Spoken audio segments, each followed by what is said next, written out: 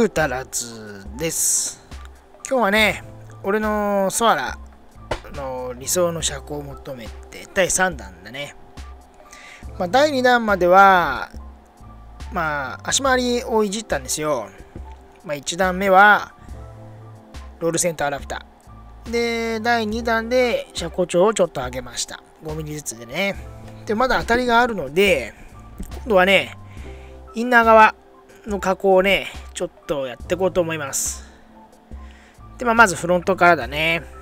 フロントはね、インナーが当たってる感じがする。当たりチェッカーがね、インナーの当たりを示してました。当たりチェッカーって言ってもガムテープなんだけどね。ガムテープ便利だよね。当たってるとこ削れるからさ。当たりチェッカーにガムテープ便利です。でね、ヒートガンでね、インナーを炙ってね、思いっきり、へこませました。っていうね、感じ。みんなやるよね、これね。この車に関しては、大幅なそのね、詰め折りだとかはしないで、で、いかにこの純正を保ちつつ、で、なおかつ、若干低めな車高で走れるかっていうのをね、テーマにやっていってるんでね。とりあえずこの詰め折りはなしってことで、詰め折りせずに、で、インナーの当たる部分を今ね、加工してます。で、ガンガンヒートガンで炙ってね、熱々を我慢して、へこましてます。で、ヒートガン当てすぎると、本当にベニョンベニョンになるんで、気をつけてください。この時もね、ベニョンベニョンになりました。で、加工し始めて、まだしょっぱななんですけどね。ここがね、妙に出っ張ってんだよね。ほら、すごくこれ出っ張ってるんで、ここをへこませりゃ当たらねえんじゃねって思ってさ、そこをへこませます。でね、何回か熱々我慢して、思いっきりへこましました。こんだけへこめばね、かなりいいんじゃねえかと思って。でね、当たりチェッカーも貼っときます。当たりチェッカーっていうより、インナーの補修に使ってるんだけどね。黒のね、ダクトテープ。あれめっちゃいいです。強力です。で、リアはね、どうもね、爪に当たってるっぽいんだよね。なのでね、インナーやったって意味ねえなって思ってたんですよ。で、爪折りはしないって決めてたんで、ほら、ここのね、爪のところ当たってるのわかる？ほら。でね、インナーがね、切れちゃってる。なんで、まずね、トリム外します。フェンダートリム。フェンダートリムついてんだよね。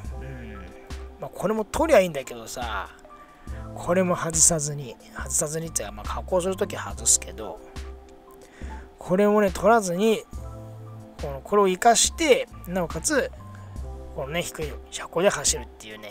もう見てわかるんだけど、ほら、インナーがもう削れちゃってね、ペローンと切れちゃって、ペローンとしてる。後でまたね、裏から当たりチェッカー貼ってね、補修しておくんですけど、とりあえずこれは、まずいなぁと思って、そう、切ることを切断だって、切ることを切断って言うけどね、切ることをね、決断しました。って言ってもね、大まかざっくり切らない。ここね、2、3ミリ爪の重なりのちょっと耳のとこあるじゃないですか。ほら、ここ。ちょっと出てるところ。ボディと、あとね、内側のパネルのところの合わせがね、ちょっと出てるんですよ。そこのね、2、3ミリを切ろうと思って。ということでね、サンダーでね、切っちゃいます。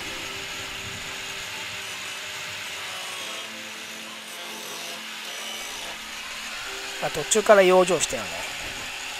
これ、養生した方がいいなと思って、途中からやりました。なので、ほんと切るのはね、2、3ミリ。左右で差があったんですけど、あそこだけ2、3ミリはまだ、許容範囲って決めました。2、3ミリだからね、切ります。ほんと2、3ミリ。それだと、トリムから出てる分が、トリム内に引っ込むんで、なんとかなるんじゃないかなと思ってね。ほんで切るってことを決断したんでね、本当に3ミリです。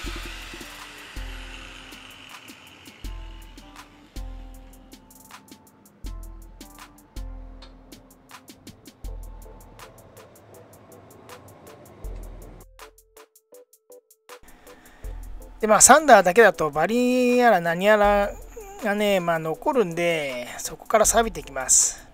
なのでね、バリもきれいに落としてあげましょう。気になってね、触ったときバリバリしてるとね、バリだけにいってね、違うか。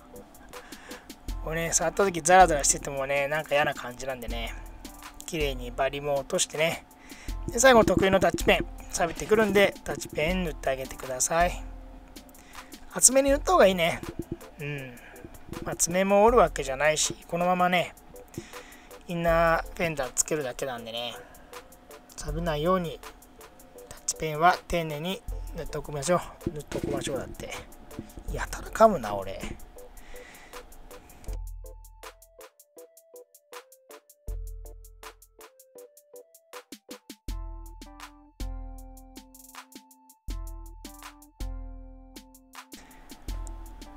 でね、乾くのを待って、養生外していきます。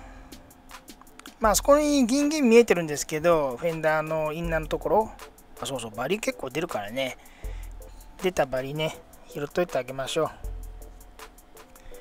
う。インナーのところ、なんだあれ、ファイバーテープでね、補強しておきました。で、表側は、ダクトテープの、黒のダクトテープ、当たりチェッカーではね。で、裏側はファイバーテープで補強しておきました。じゃくっつくんでね。で、この状態でまたトリムもつけていきます。ちょっと切ったんで、ね、やっぱりね、トリムの内側に入るようになりました。これで多分大丈夫かなと思います。このさっきの耳の出幅もね、左右で違ってたんですよ。こっち側が多かったのかな。右側がね、出幅が大きかったです。で左側は本当にね、1ミリ2ミリしか出てなかったんだよな。そこもね、切ってね、同じぐらいに切ってね、どっちもトリムの中に収まるようになりました。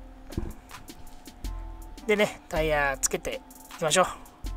これで当たんなきゃいいな。タイヤやっぱ引っ張ってんでね、このリムにね、当たるんだよね。リムに爪が当たってね、ホイールちょっと傷ついちゃってさ、ちょっとショックだよね。しょうがないよね。でね、どうなるか、またその辺ぐるっと走ってみましょう。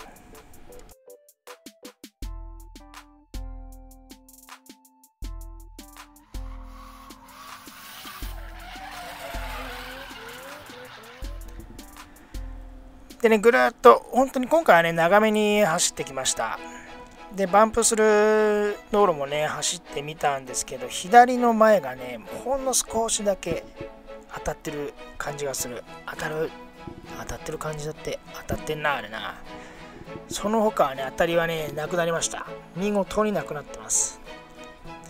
左側だね、やっぱ怪しいの。だから前の女上げてたんかな。左側ね、ちょっとなんか怪しいです。トリムちょっと削ろっかなって思ってますけどね。それぐらいかな。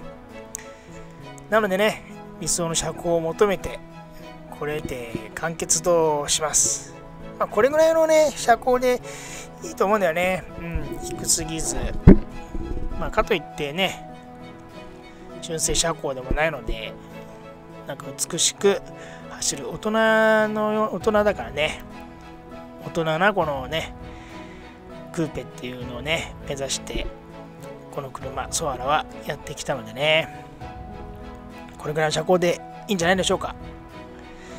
やっぱ低くすりゃね、いろいろ加工してなんだりしてってできるんでしょうけど、キリがないんでね、ある程度車ごとにテーマ決めてやってます。今回はね、この車高シリーズ、理想の車高シリーズはこれにて完結になります。どうでしたでしょうか。もっと下げた方がいいよとか、もうちょっと上げた方がいいよとかあると思うんでね、そういった方はまたメッセージください。ではね、本日はここまでとなります。ご視聴ありがとうございました。よろしかったらグッドボタン、チャンネル登録よろしくお願いします。ありがとうございました。